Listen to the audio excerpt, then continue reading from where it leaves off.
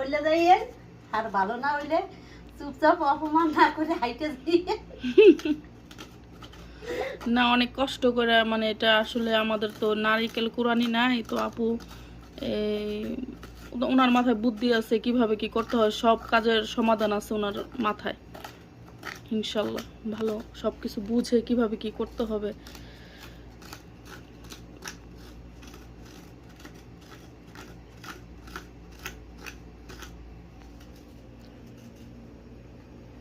আর আমি অসুস্থ, ঘাইমে গেছি, তো আমার জন্য সবাই দোয়া করবেন। জানি